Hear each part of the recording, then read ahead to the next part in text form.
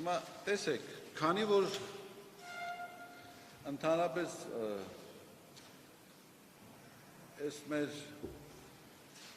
ես այդ բառը օգտագործել եմ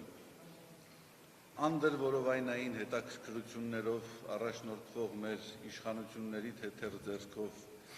ինտիմ կյանքը դարձել է պետական քաղաքականության առաջնահերթություններից մեկը, ես ասեմ ձեզ, ես այդ բանավեճը, այդ խոսակցությունը ռիփսիմեն կհամաձայնի ինձ հետ, գռեհիկ եմ համարում,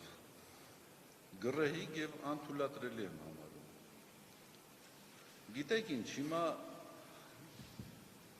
մենք մեզ մոտ ունենք խոստովանության գաղտնիության ինստիտուտ։ Իրավաբանության մեջ գոյություն ունի անձնական կյանքի իրավունքի գաղտնիության ինստիտուտ։ Ես հղում չեմ անում իրավաբանությանը, որովհետև մենք հոգևորական ենք։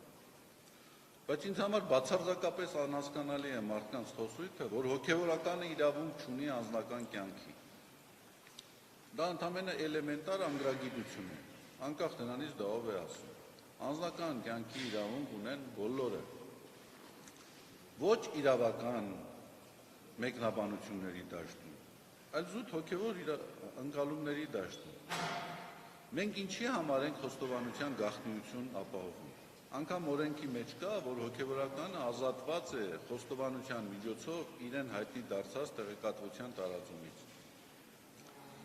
Դուք պատկերացնում եք ստեղծվի մի իրավիճակ, երբ որ մարդը ստիպված լինի իր ունեցած ինտիմ հարաբերությունների վերաբերյալ պարզաբանումներ տալ և սկսի տալ անուններ, որոնց հետ ունեցել է այդպիսի հարաբերություններ։ Պատկերացնում եք ինչպիսի իրավիճակներ կստեղծվի։ Դրա համար հարցերի շրջանակ կա, որոնք անթափանցելի են, անձեռնմխելի են։ Հիմա թե ով ինչպիսի հարաբերություններով է ապրել, մենք չենք կարող դրան գնահատականներ տալ։